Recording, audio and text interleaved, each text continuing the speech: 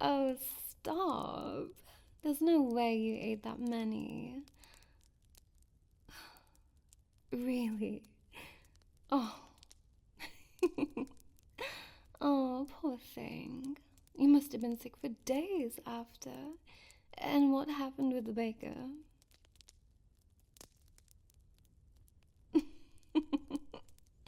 I imagine. Did she ever let you back into the bakery? Or was it a lifetime ban? Priceless. I'll have to see if my thralls can get you some sweetbread sometime. If you like it that much. You deserve a little treat after everything I put you through.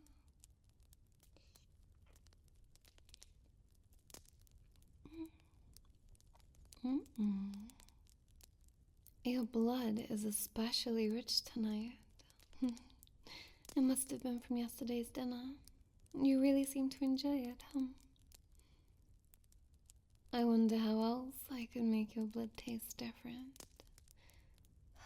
I miss being able to eat sweets. Maybe if you ate a whole mountain of them like you did at that bakery, I'd be able to taste it. Oh, no, I wouldn't want to make you sick just for my own personal pleasure. Mistress, Hmm? the sun's coming up. Oh, thank you for the warning, dear Thrall. You're so deep in conversation, I lost track of time. I'm sorry, Pat. The dawn is approaching. It's time for me to go to sleep. Let me just finish. Are you going to stay up to see the sunrise? If you can do it, I think you should, on occasion. I wouldn't want you to lose touch with your humanity, dear. Oh, I'm sorry. Not today, sweetie. I'm not going to be sleeping in the bed today. I need to use the crypt.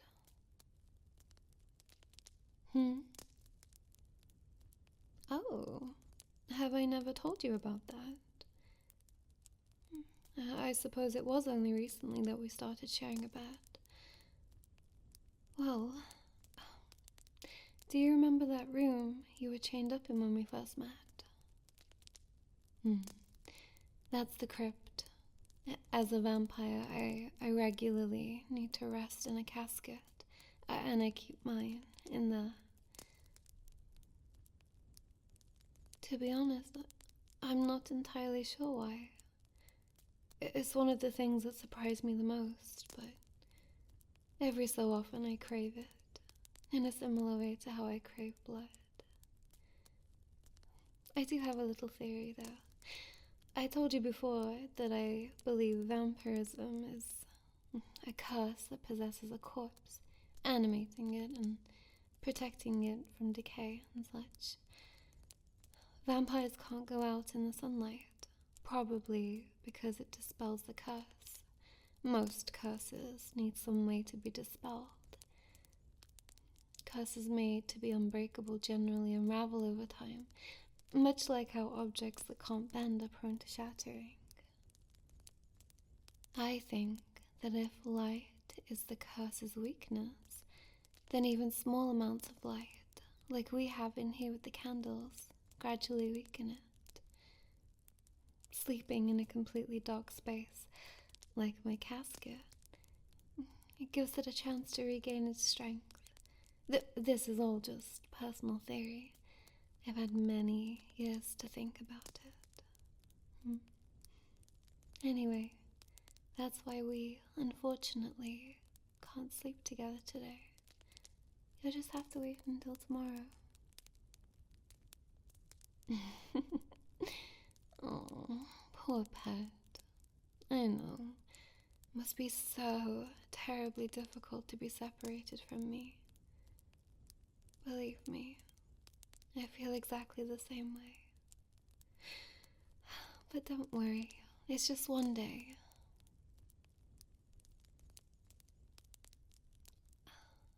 I well, I don't know.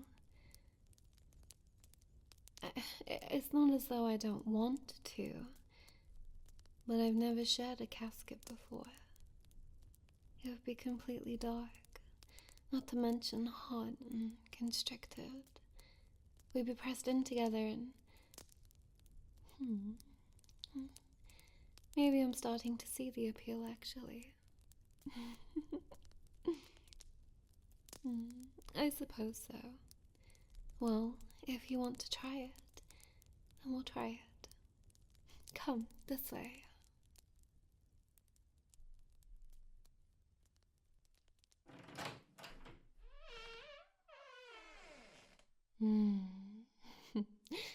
Seeing you in here, in this room again, brings back pleasant memories. You were so scared of me back then. It was so very adorable. No, I never would have imagined that we'd end up becoming so close. I was hoping for a companion of sorts, but I assumed there'd always be some distance between us. And now look at us, ready to squeeze into a coffin together. Oh, let me change into my sleepwear first. You're already wearing what you're going to sleep in, right? I could lend you something of mine if you need it, but we don't exactly have the same body type.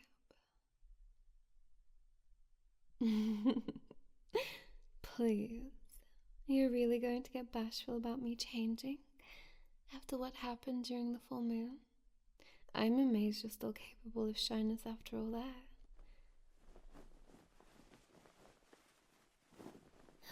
There. Alright then, I'll just lay on my side here, and then you should be able to slide in right across from me. I think that should work. There. Perfect. Here, help me close the lid.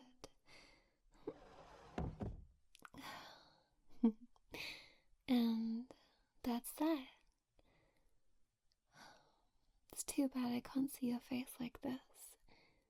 Even with my superior night vision, I can't see in perfect darkness.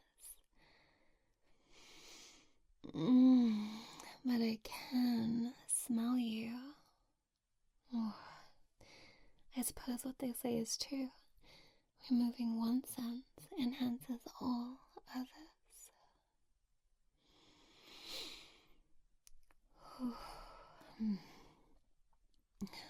If I hadn't already drunk from you tonight, I'd want to have some right now.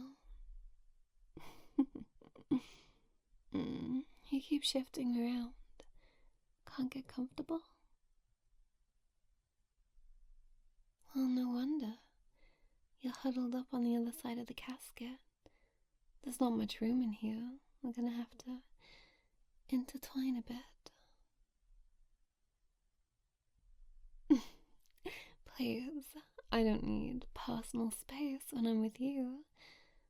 Here, put one arm here around my waist. Rest your head on the other. That's it. And slide your top leg in here between mine.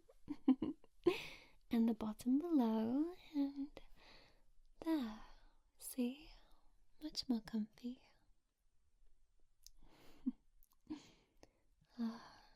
I'm so glad you talked me into this.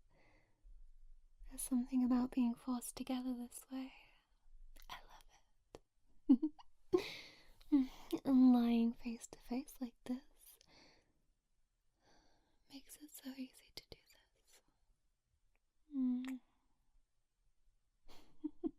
this. You're so precious. I don't think I'll ever get over having my own little perfect pet in my life. Whoever could have guessed that somebody like you would just walk onto castle grounds?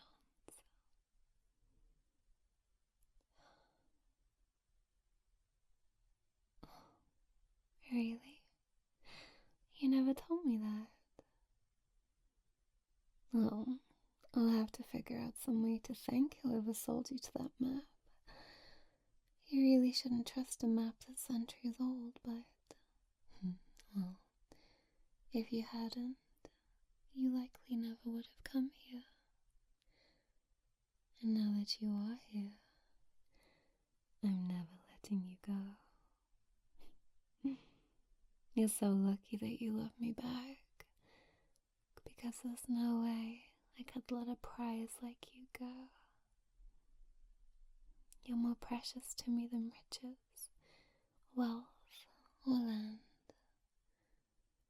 If someone offered me my kingdom, my people, my humanity back in exchange for your life, I wouldn't consider it even for a second, much as I miss them. You have to be the most perfect creature to ever exist. Anyone else would have ended up a victim of my bloodlust, I'm positive. I couldn't hurt you because you're just too adorable. Like one of those expertly crafted sweets that you can't bear to take a bite of, because it would just ruin that little work of art.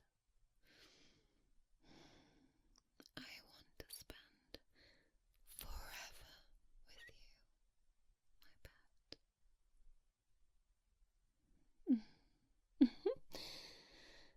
Oh, I'm just starting to hear myself. I got a little intense all of a sudden, didn't I? I suppose being in the dark does things to a vampire wolf.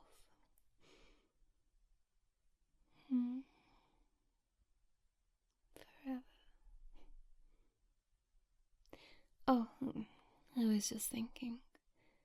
We have very different lifespans.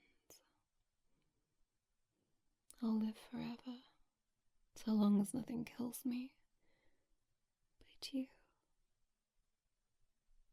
you'll age and pass on. I don't want to imagine life without you.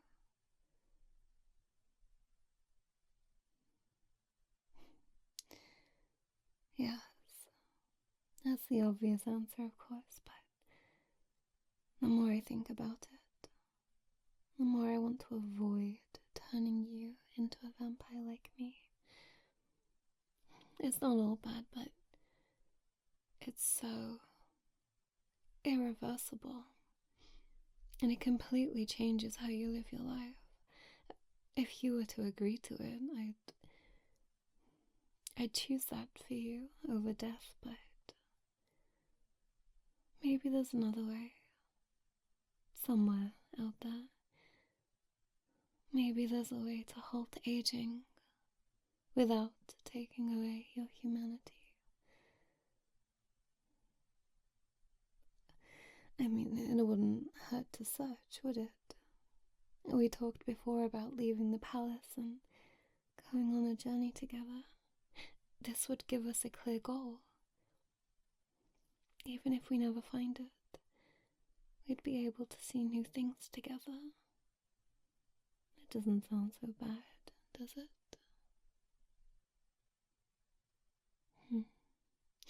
Oh, but actually, if we do end up traveling, there's one thing I wanted to do before anything else.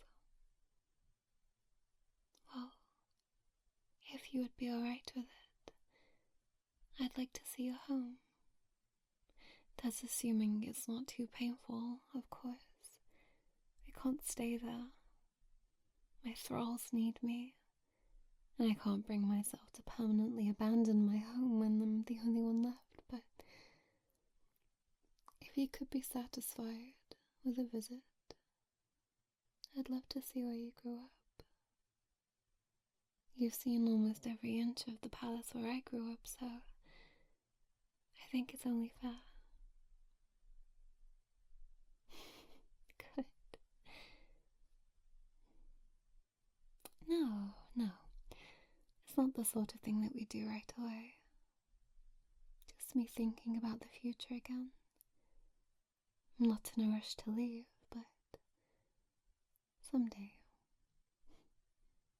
For now, I'm completely content here with you, sleeping together, spending our nights talking, laughing, drinking your blood. I'm an utter bliss. I'm also sleepy. I think being surrounded by a scent like this has just made me too comfortable. I think I might drift off any second. Good. In that case, good morning.